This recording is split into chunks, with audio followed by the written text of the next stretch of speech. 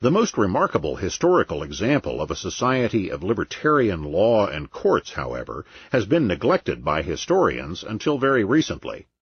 And this was also a society where not only the courts and the law were largely libertarian, but where they operated within a purely stateless and libertarian society. This was ancient Ireland, an Ireland which persisted in this libertarian path for roughly 1,000 years, until its brutal conquest by England in the 17th century. And in contrast to many similarly functioning primitive tribes, such as the Igbos in West Africa and many European tribes, pre-conquest Ireland was not in any sense a primitive society. It was a highly complex society that was, for centuries, the most advanced, most scholarly, and most civilized in all of Western Europe. For 1,000 years, then, ancient Celtic Ireland had no state, or anything like it. As the leading authority on ancient Irish law has written, there was no legislature, no bailiffs, no police, no public enforcement of justice. There was no trace of state-administered justice. How, then, was justice secured? The basic political unit of ancient Ireland was the tuath. All freemen who owned land, all professionals and all craftsmen, were entitled to become members of a tuath. Each tuath's members formed an annual assembly which decided all common policies, declared war or peace on other tuatha, and elected or deposed their kings. An important point is that in contrast to primitive tribes, no one was stuck or bound to a given tuath, either because of kinship or of geographical location. Individual members were free to, and often did, secede from a tuath and join a competing tuath. Often, two or more tuatha decided to merge into a single, more efficient unit. As Professor Joe Peden states, the tuath is thus a body of persons voluntarily united for socially beneficial purposes, and the sum total of the landed properties of its members constituted its territorial dimension. In short, they did not have the modern state with its claim to sovereignty over a given, usually expanding, territorial area, divorced from the landed property rights of its subjects. On the contrary, tuatha were voluntary associations, which only comprised the landed properties of its voluntary members. Historically, about 80 to 100 tuatha coexisted at any time throughout Ireland. But what of the elected king? Did he constitute a form of state ruler?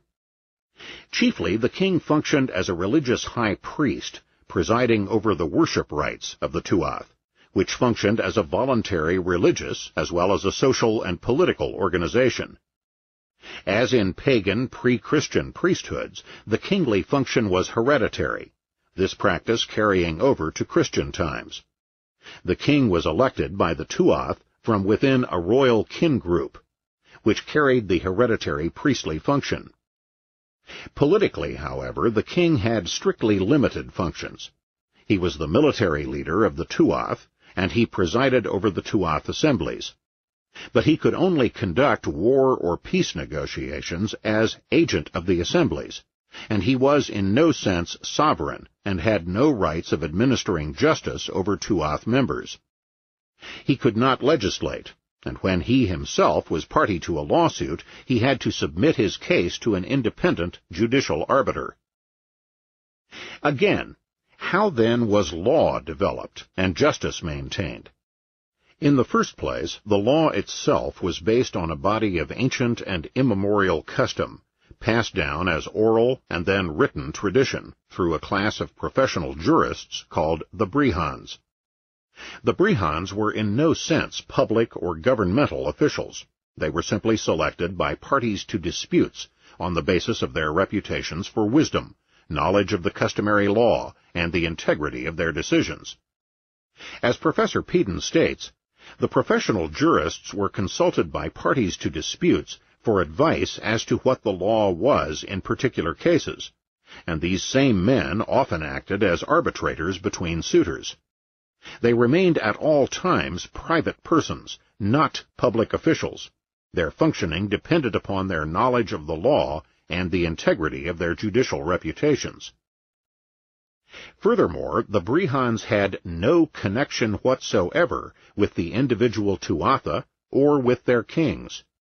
They were completely private, national in scope, and were used by disputants throughout Ireland. Moreover, and this is a vital point, in contrast to the system of private Roman lawyers, the Bre Han was all there was. There were no other judges, no public judges of any kind in ancient Ireland. It was the Bre Hans who were schooled in the law, and who added glosses and applications to the law to fit changing conditions. Furthermore, there was no monopoly, in any sense, of the Bre Han jurists. Instead, several competing schools of jurisprudence existed and competed for the custom of the Irish people. How were the decisions of the Bre Hans enforced? Through an elaborate, voluntarily developed system of insurance, or sureties. Men were linked together by a variety of surety relationships, by which they guaranteed one another for the righting of wrongs and for the enforcement of justice and the decisions of the Bre Hans.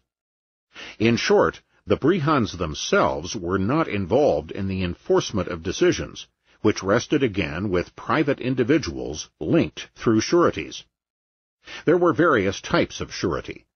For example, the surety would guarantee with his own property the payment of a debt, and then join the plaintiff in enforcing a debt judgment if the debtor refused to pay. In that case, the debtor would have to pay double damages, one to the original creditor and another as compensation to his surety. And this system applied to all offenses, aggressions, and assaults, as well as commercial contracts. In short, it applied to all cases of what we would call civil and criminal law. All criminals were considered to be debtors, who owed restitution and compensation to their victims, who thus became their creditors. The victim would gather his sureties around him and proceed to apprehend the criminal or to proclaim his suit publicly and demand that the defendant submit to adjudication of their dispute with the Bre Hans. The criminal might then send his own sureties to negotiate a settlement or agree to submit the dispute to the Bre Hans. If he did not do so, he was considered an outlaw by the entire community. He could no longer enforce any claim of his own in the courts, and he was treated to the opprobrium of the entire community. There were occasional wars, to be sure, in the 1,000 years of Celtic Ireland, but they were minor brawls, negligible compared to the devastating wars that racked the rest of Europe. As Professor Peden points out, without the coercive apparatus of the state, which can, through taxation and conscription, mobilize large amounts of arms and manpower, the Irish were unable to sustain any large-scale military force in the field for any length of time. Irish wars were pitiful brawls and cattle raids by European standards.